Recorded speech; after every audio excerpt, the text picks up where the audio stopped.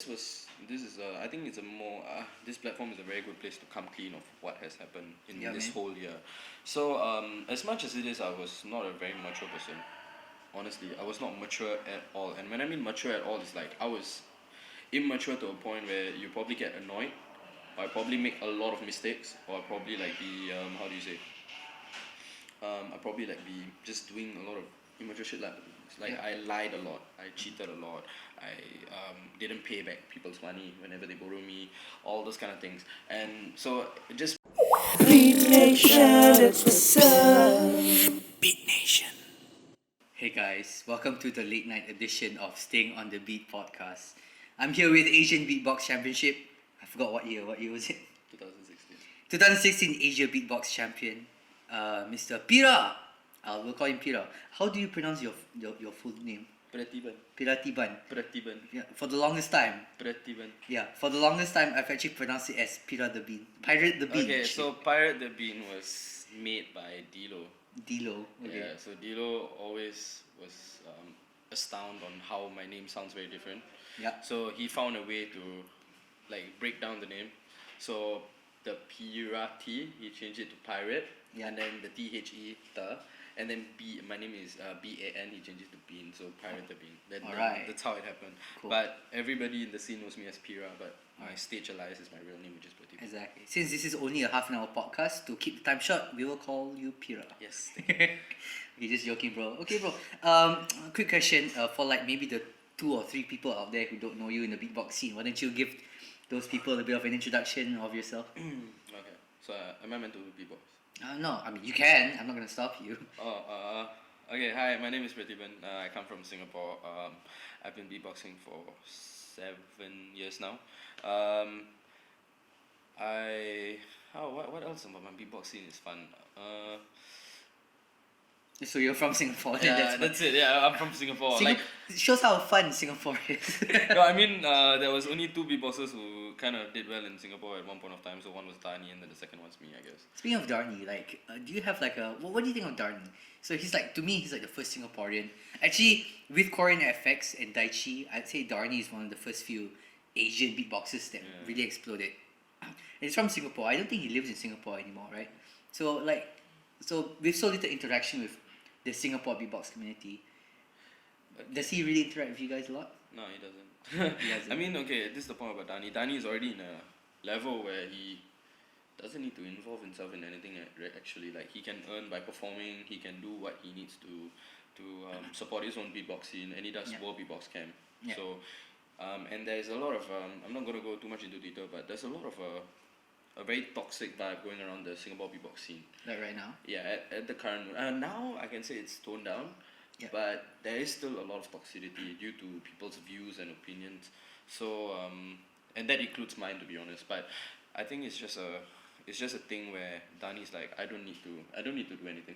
You get what I mean? So I think I respect what he does as an artist, and as a judge also. He's one of the greatest judge in most of the international competitions. So I don't think he has to, like, you know, when they say you don't have to drop yourself into mud just because other people are going into the mud, like those kind of situations. So I think what he's doing is just doing him lah, and I think that's good. But do you feel like he in some ways like abandoned the Singapore beatbox scene? No, I wouldn't say so, because whenever he comes back, he won't. From what I've heard, he doesn't like overcharge us. For example, there was Singapore champs 2 times, Yeah. and he didn't overcharge. He actually like just charged like how do you say, appropriately, and Yeah. he doesn't like ask too much or anything like that. Or if he comes to Singapore and he wants to earn a bit of an extra buck, then he'll make a workshop, and then other people support him in that way. So I think he doesn't really abandon the scene. Yeah. It's just like he doesn't do much either. Okay, so like pretty much, maybe he's just, as you say, he's in a phase in his career where he does things on an international level more. Yeah, He's kind of like pushing his own things. Yeah. You know what I'm saying? So what about you? Like, are you like very involved in the Singapore scene? I can say I'm more closer to the Singapore scene because I don't know, I have a more emotional connection with all of them. As a not as a beatboxer, more as a friend Yeah. to the whole scene. And to be honest, like there recently, this is really recent. So as per now, there's a lot of youngsters really coming to the picture out of like just booming out of nowhere, and it's been very interesting to say that the funniest thing is they would not know Dani, but they would know me. So I mean that's cool and all, but the way I put myself out in my social media and stuff like that, I wouldn't want them to look at me. But at the same time, I don't want to change myself or who am I. Yeah. So, but then the main point of it is like I'm very just close to everybody. In not saying close to everyone, but most of them, like at least 90% of them. And I think it's just the friendship which what made me be more deeply connected to them. And I think that's how do you say it? And that's how I'm more closer to them in a sense. Like not only beatboxing aside, it's more of like a friendship and a family. They've been there through my worst and my best, and I think that's why I'm more closer to them, I guess. Understand. Now let's get into the crux of it. Where were you the last year? So I mean, I wouldn't say it's a hiatus, although you could say it's a hiatus. It is But I think I think maybe a year, I think you're really quiet in the scene. Maybe definitely not battling, but I don't even know if you were actually beatboxing. And I followed. I think I follow you on either Facebook or Twitter or something like that. Instagram. There's some dark times, man. Yeah. There's some times when you were just like, I remember I read this one post or something, and you're like, I really just feel like giving up beatboxing, whatever. Yeah. And a lot of people like went back onto your post and was like, oh, don't give up beatboxing, don't give up, you're so good. And then you were just really in a really dark place. But what happened, man? Okay, so I think it was okay. This is I think it's a more this platform is a very good place to come clean of what has happened in this man. whole year. So as much as it is, I was not a very mature person. Honestly, I was not mature at all. And when I mean mature at all, it's like I was immature to a point where you probably get annoyed, or I probably make a lot of mistakes, or I probably like be how do you say? I probably like be just doing a lot of immature shit like I lied a lot, I cheated a lot, I didn't pay back people's money whenever they borrow me, all those kind of things. And so just to paint the picture of how I was, right? So what happened was all these kind of things just came back and hit me really hard. Like a one shot. Yeah, it was just a one shot. And the funniest thing is all this one shot happened on my birthday. Right. So where it was like just but it was a very hard time because it was not like just one thing. There was a few things like which were really painful. And like one thing was my ex-girlfriend there was this like a problem between me and my ex-girlfriend. That was the first thing. Like that, I would always say that my depression was caused by a crucifix. So there was 4 points. So one was my ex-girlfriend, me and her, we broke up, which was horrible. We just didn't get along. And the funniest thing was I was very toxic. So I always tried to make her come back to me, but she didn't want me back. Yeah. So that was one of the things. The second thing was I gained a passion for emceeing recently. Yeah. So I was emceeing in a few clubs, and I was mentored by one of the best MCs in Singapore. His name is Mr. Boo.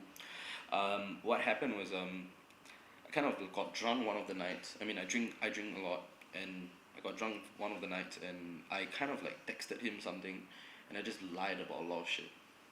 And to be honest, when they say especially to your mentor, when you lie these kind of things, and to be honest, people in the nightlife scene are those kind of people who are very mature. So they will kind of like say, if you do this kind of mistake, you're out of my life. Yeah, they just don't want to deal with. Yeah, they don't want to deal with this kind of shit. Yeah. So I think that was the another thing, and I lost him, and that was the person I was looking up to. Third thing was before beatboxing. Third thing was just me being immature. I was losing a lot of friends, losing a lot of family, all those kind of things. It was just putting me in that place where I was like lonely. So all the time being lonely was like, I mean, it's horrendous. Yeah. And I think that was one of the things which like made me spike up. And the last thing was beatboxing. And the beatboxing thing was actually the first thing among everything. So it started out back in GBB 2018, where I lost to his. And it carried on when I went to World Champs, went to World Camp. And what happened was just I think I was so emotional with beatboxing, where I lost the touch of my passion. And I was so focused on being a battler or winning battles. I don't know what it was, but it just screwed up everything. And that's why I just like couldn't beatbox better. I was just stuck in that. Or Pira is like that, I stuck like that. Yeah. You know what I mean? So I think that was the nail in the coffin for everything. But yeah, so I took a hiatus. I was abusing alcohol during my point of depression. I drank a lot. Even my family didn't know I was drinking a lot. So, I mean, I hide it from a lot of people, and the people who stayed beside me were like two, three friends from the beatbox scene only. And I think that was the reason why. And I think another reason why I came back into the battle scene was because of Armageddon. Okay, long story short, the Singapore beatbox boys went to Armageddon. Yeah. Uh, they didn't do well, and they were demotivated like hell. And I think as much as I could say a lot of things on how Armageddon is being run, no offense, but I think the main point is more of the how my boys are doing. Mm-hmm. And when they said that they were crumbling down, and they said, and I told them, you know what, that's werewolf, so why don't you work hard for that instead. I Yeah. mean, Armageddon is a good battle, but I think werewolf is going to be a better battle. Right, So we all can push forward for that instead. And when they told me, they said one thing. They said like, we want you to come with us because we feel like you have been improved. So this was like, they say, with you it will feel more complete because you are our heart, like our pride at that point of time. Mm. So yeah, that was one of the things they always said. Another thing was that I miss beatboxing, I miss battling, I miss everything about it. Yeah. And I think that was the reason why I stopped my alcohol abuse. And I just said, okay, you know what, I want to beatbox. So I just came back right up, and I just continued practicing and practicing. I did send a wildcard for GBB, but I was not ready also. But I just wanted to send it because I felt like sending it. So I was like, Yeah, boy. yeah. I mean, I just wanted to Sometimes, like, sometimes it's all about just getting it out, right? yeah, it's just sometimes getting it out. I don't, but then through that experience after leaving my alcohol addiction, it was a very blissful moment, and I think I like that whole moment. I learned so much things in beatboxing and through beatboxing and only beatboxing, which just made me a better person today. Yeah. I didn't change as a person, but more like I evolved. I always say this. So like whenever people are gonna see me, like even Beatsy sees me, I'm gonna be annoying to him. That's me. I'm always an annoying kid. But when it comes to like being, like how my life is lived, how I'm gonna look at things, I'm gonna be more like mature, more stronger. I've become more positive, and I think that made me a better person today. And I think I owe a lot of people that. But yeah. Oh, that's good, man.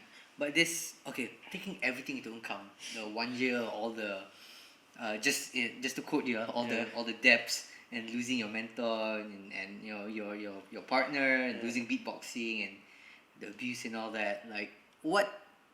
Do you have any advice for it? Like, what did you learn coming out of it? Because, needless to say, there are a lot of people out there kind of going through similar things.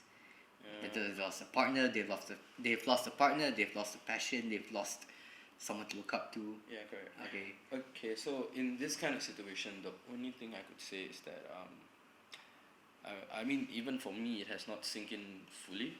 But Yeah. the thing is, like I could say, when you're gonna die, when you're gonna die, you are the only person who's gonna be 6 foot deep. So you're not gonna depend on other people. You're not gonna depend on like money or anything. It's gonna be you inside a coffin, just down there. So I just come to a conclusion that I say, only you got you to live your life and make that life you lah. So, and I think that even though it has not sinked in, because like, I mean, as a human being, we all crave for attention, needs, maybe sex and all this kind of nonsense. But I think it is more of the fact that if you got you, then I think the rest will come automatically. Yeah. So I think that's the biggest thing we have to learn and like sink in like our hearts. Yeah. Other than that, I don't think there's any other thing. Like if you learn how to believe in yourself and love yourself, then everything else will be settled, in my opinion. All right.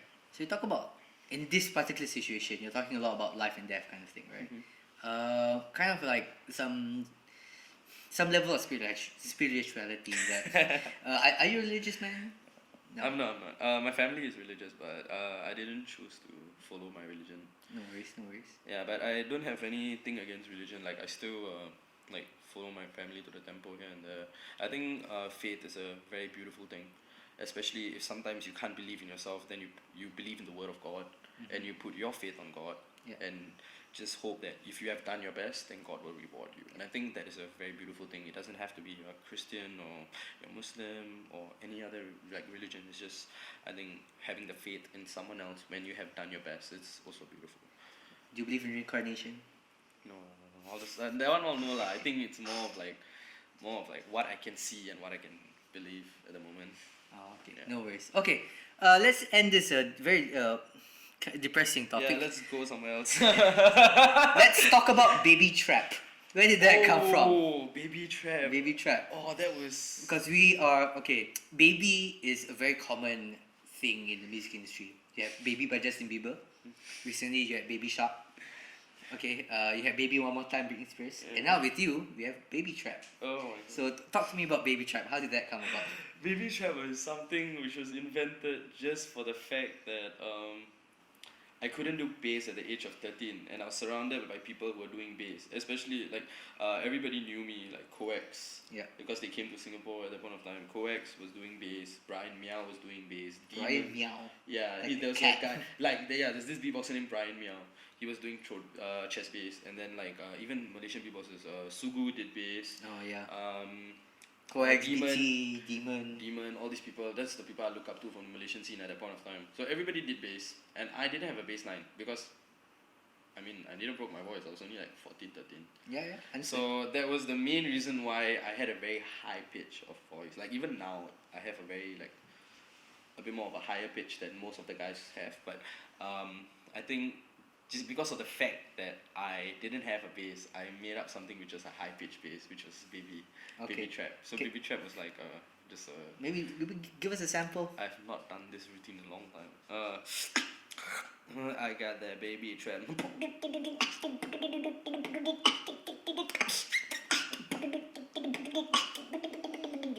Alright. How do you do that? How do you make the baby sound? Okay, baby sound is very simple. It's just siren. Yeah. So then after that you use your tongue. So like the Vietnamese Yeah, but you're pushing up with the siren. No. Then you just increase your pitch. So It's just basically trombone helium. yes. Trombone helium. Trumba and helium, that kind of thing. Something like that. Yeah, it's a very simple thing. Like Kenny Urban can do it. Uh-huh. Stitch can do it. I think it's just depending on whose voice. Oh, Stitch is hoping to meet you in the battle scene. He has something special just for you, Pira. And I'm really hoping that he meets you for the battle tomorrow. Yeah. For Werewolf 2019. Okay. Anything new you're working on right now? Me? Whether it's a routine or a sound effect, anything?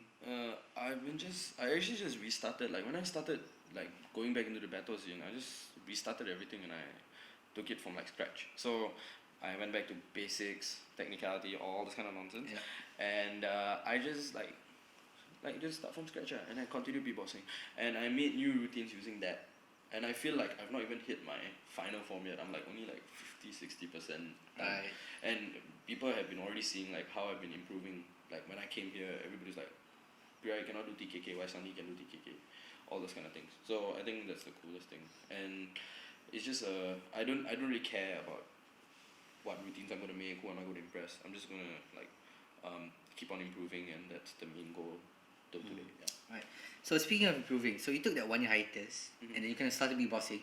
So in many ways, if you're taking a break for that long, right, doesn't matter what art form you do, whether it's painting or driving or whatever, right, you kind of have to recreate a foundation of sense, right?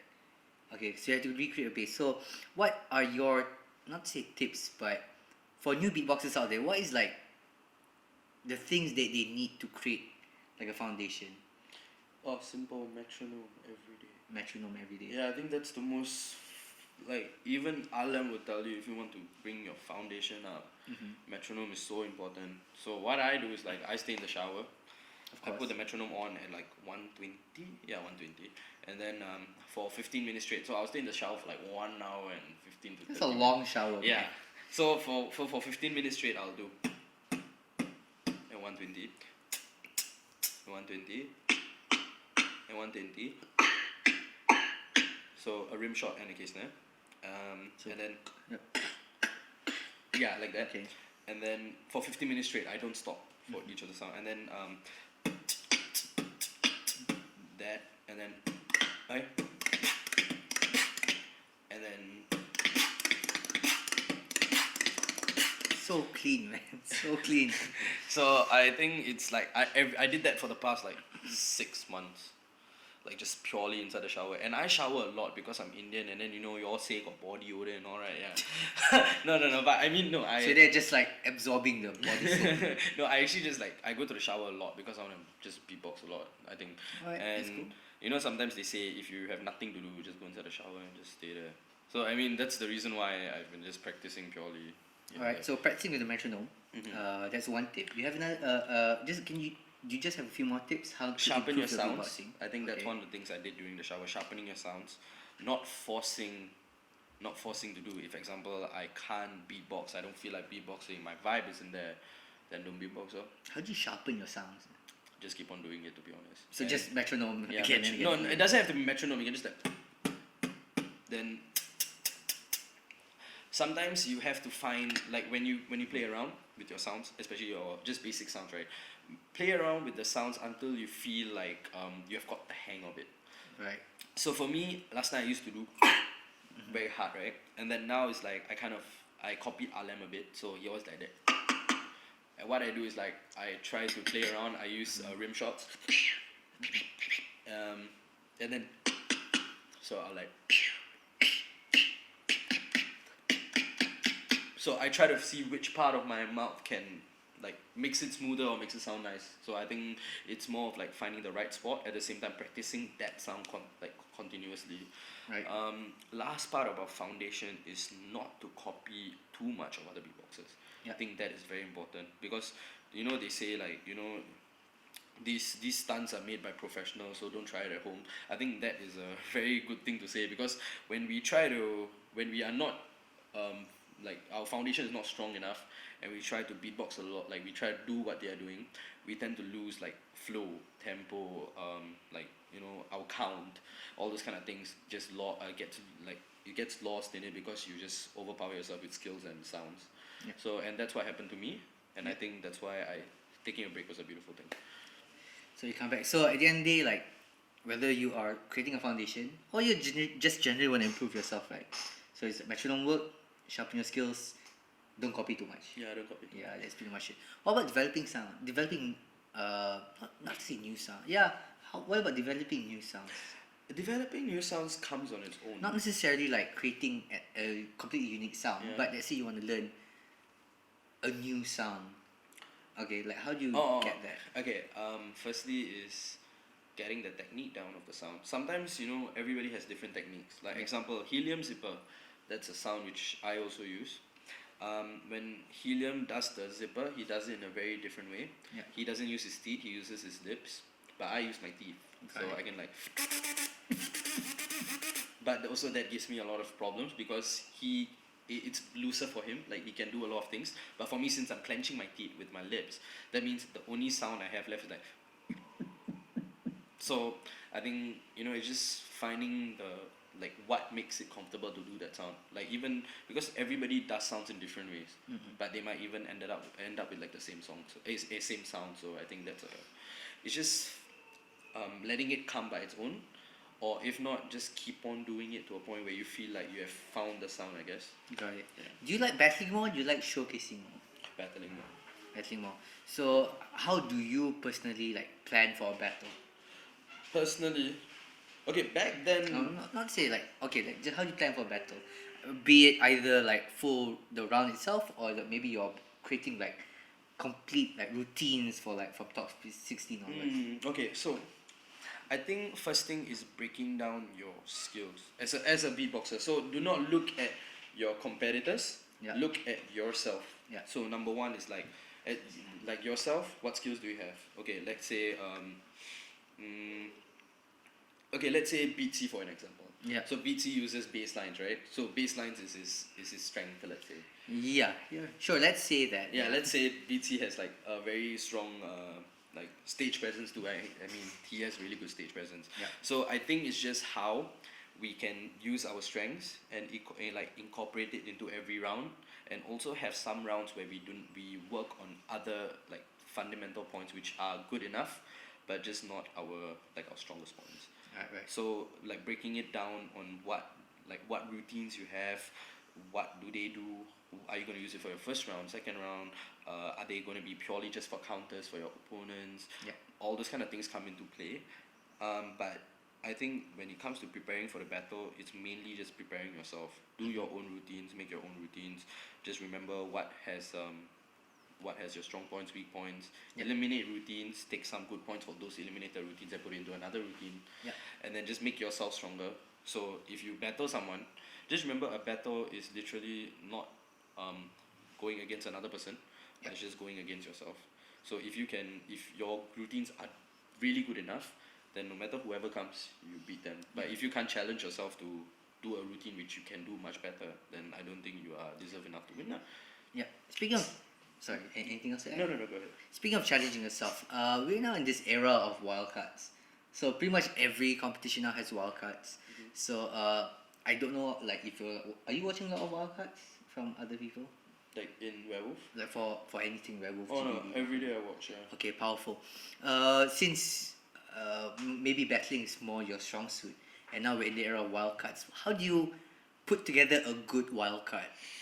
I'm gonna be honest. You're asking the wrong person for this. Okay. At least from what you observe. From what I observe, I think it's a showcase of like when I see wildcards myself. Yeah. I really think it's just a showcase of skills. Yeah. Really. So how you can use your own skills and just make it sound nice. Yeah. There is like example this year's GBB. There was a lot of controversy going Controversy. Sushi beatbox. controversy going on, like why Napalm won. That's one of the biggest, and Mr. Android and all these kind of people. And I think it's why I thought they won, even though I fully think that they didn't deserve to win, but I felt like they won. See, don't confuse me. I'm confusing myself. Okay. Are you talking to yourself? Yeah, No, don't confuse me. I'm confusing myself. Okay. I think even though they won the wildcard, in my opinion, they didn't deserve it. But why they won the wildcard is because of the way they can express their own skill set in a very beautiful way. Yeah. I think Napalm did that very beautifully. I think that's what Mr. Android also did. Yeah. I think that's what every single wildcard winner did. Yeah. So even for me, when I won 2018 wildcard, I think I was able to showcase my skill set in a way that it was very nice for people to hear. And when I did it this year, I didn't really showcase my skills. I just showcased more of my a routine which I've prepared on, and I think that's what made it a bit of a edge against other beatboxers. Got it. Because nowadays wildcards is gone to something more important in the beatbox competition, because we're using it as eliminations now. Yeah, in a Do sense. you think that's a good thing right now, instead of people going there and performing an elimination round showcase? Do you think Okay, it's that's better? a good question. Yeah, I don't like wildcards. I honestly don't like wildcards. Why? Because that puts beatboxers who are really good in showcasing in a live audience, or beatboxers who are really especially me as a battler. I'm just made for battling, so it's very hard for me to do a routine which I can showcase my skills more. I rather go to someone and then try to do my routine, like my beatbox routines, and choke them in you get what I mean. Choke them. Yeah, to choke them What with if my they like skills lah. No, haram. More I think it's just the way I always do my beatbox routines it's I'm gonna choke them onto a wall and make sure they die. That's how I beatbox. That's how I battle. Yeah. And I think everybody has their own skill set. So just make sure they being on a microphone with everybody using the same sound EQ. Yeah. And just showing their skills. I think that is good enough. Yeah. But why wildcards? Wildcards save a lot of money. That's That's number true. one. It's a lot of time. Yeah, save a lot of time too. Going through 143 eliminations is gonna take years. So, I think that's why. But I really feel that they should. Why wildcards? Wildcards, what I think they should do is, instead of picking just 10 to 16, why not just pick 40 or 50? 40 let's say 40, and then let them do an elimination. I think 40 would be the right number to kind of quote from the average to the best. Even though they are just showcasing their skills or they are just doing a routine, it kind of just separates them. And I think then they do elimination. It's not going to take the whole day. I mean, 40 times 1.3, it's not going to be a long time also. Yeah. So I guess there's a lot of ways you can improve battles, but I don't think wildcards is the best thing in my opinion. There's definitely some other way to improve. I agree with you in many ways. My problem with wildcards is two things. Number one is I, as a beatboxer, I rely on the crowd a lot. Yes. So the idea of beatboxing to a camera, kind of like what we're doing right now, it's not really it doesn't showcase because you're talking about like showcase your best skill. My best skill is with the crowd. Yeah. Crowd pleasing, crowd talking, crowd interaction. It's like when you did, I can't remember which competition was it GBB or whatever, but you kind of got them to a mosh pit kind of thing. You made them bounce to the left. Yeah, bounce right. Yeah, GBB, right? So you can't really do that on a wildcard. Yeah.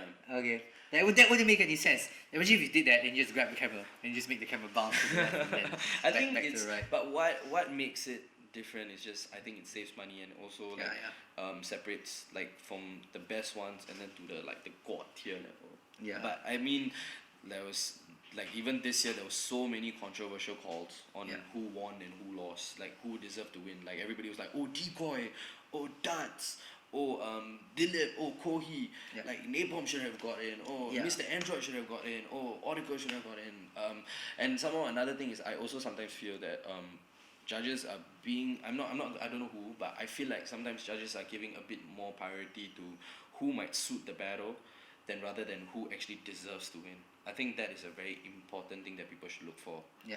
And like I was thinking to myself, like even for Werewolf Beatbox Battle, I did such a bad wildcard. How the heck did I get second place? Like that kind of thing, you know. But was it in sequence, the announcement? yeah, it was in sequence. So I think, I was just surprised. I was like, dude, even if I got through, I should have got like a 15th or 16th place. But like somewhere mid-tier-ish or yeah, mid-tier or just right at the end.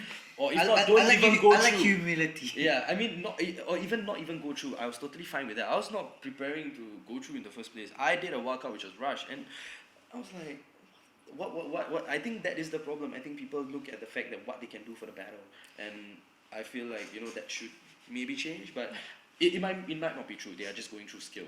But I think Werewolf Beatbox Battle, me going through, is a bit of a controversial thing, and maybe it's just because I might suit the battle and make it a more lively battle. So let's see. I mean, it might be because of my skill level too, but I saw so many much better wildcards out there which might have deserved the spot. Yeah.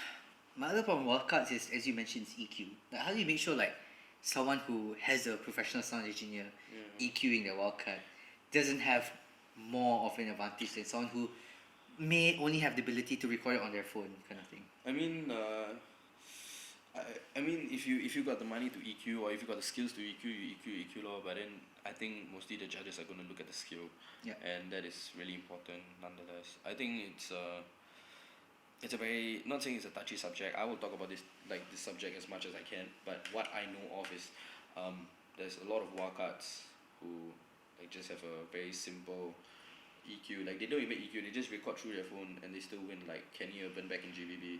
All those kind of things are very, I think it depends. I recorded through a Samsung phone and I didn't even EQ it. I just changed I just changed the setting of the sound, so I just add reverb. Yeah, that's it. They didn't even do anything else. Wow, you should talk to Samsung or something. No, now I'm using Huawei, so it's different. You should talk to Huawei or Realme. Just saying Realme. Oh yeah, Realme. Oh, the plug. Wink, wink, Realme. But yeah, I think it just depends on skill nonetheless. I think it's a very sometimes they might give the winner some winners because they know what they can do for the battle, and I also think sometimes they might give it to those who are skilled because they deserve a spot. Right. But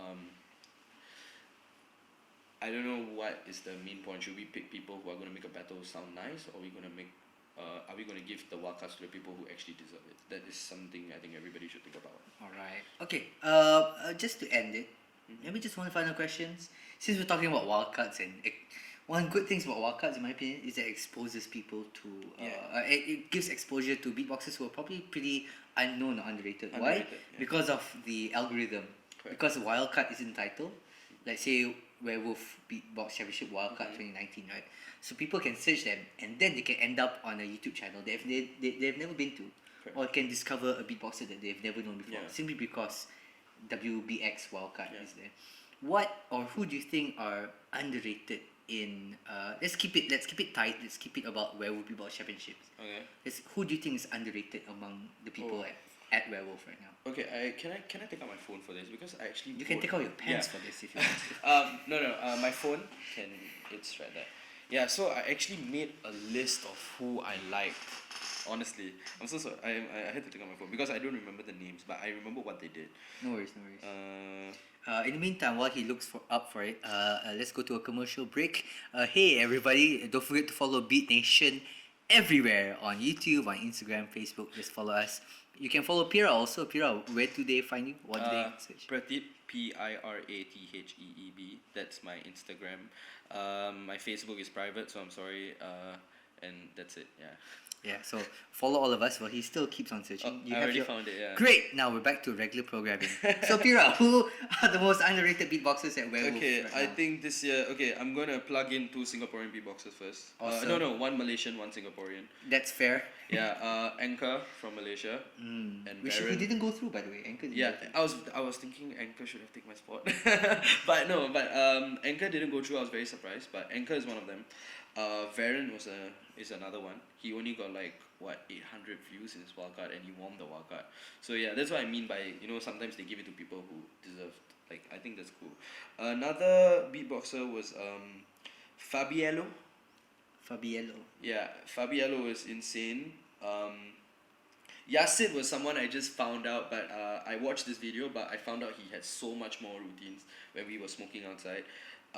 Vincent from Philippines. I mean, he's known, but I don't think he's well known. And literally the Ahmad Idris, the world doesn't know him, Indonesia knows him. Dizak Wan, another amazing beatboxer. He was like doing that Thomas Zakra kind of style, just drops. I think that was beautiful. Innoviti from Singapore. He follows a lot of the Dilo style, the old Dilo, like the that kind of style. But he does it in his own way. Yeah. He did it really well, I think. Fial and Deepa, they did really well too. There was a lot. FMR Rido, the one who won the wildcard in the end, he was amazing. Najib, Tanu, Rama, Fabian. This is naming everyone at this Yeah, point. and the last one I think would be probably HDC from Malaysia. Oh, HDC sick. Yeah. Dope. He got into top 16, so you might beat him in the battle. I think HDC was amazing. I watched the Capital. I don't know Capital. What's the battle called? Which one? The one I came late. TCBB. Yes. Yeah, that one. So I came late, but I had some time to spend with him. He was a really amazing guy, very humble, very chill. I was not chill. I was very hyped because he was, you know me. I'm very hyped all the time. Yeah, you but are. his skills was I didn't find him special, but I just found him very foundationally. Like he knew what he was doing, and I think that's cool. He is, in my opinion, like super solid. Yeah, he's solid. Like I realized Malaysian beatboxers are solid. Like Anchor is like his sounds are so loud, like louder than mine, which is so surprising. HDC, really really solid beatboxer. Stitch, I think one of the most grooviest fellas out there. Really amazing. We don't need to talk about Hatzel and Artsy. Hatzel can go away. I don't like him. Why? Because he beat you. Yeah, no. Hatzel never. No, I don't know. But no, me and okay. So just a joke. Me, Artsy, and Hatzel, we have this joke because there's this girl named Claire in Malaysia. She's 16 years old, by the way. 16. Yeah, but then what I always say Claire is the best beatboxer among both of them.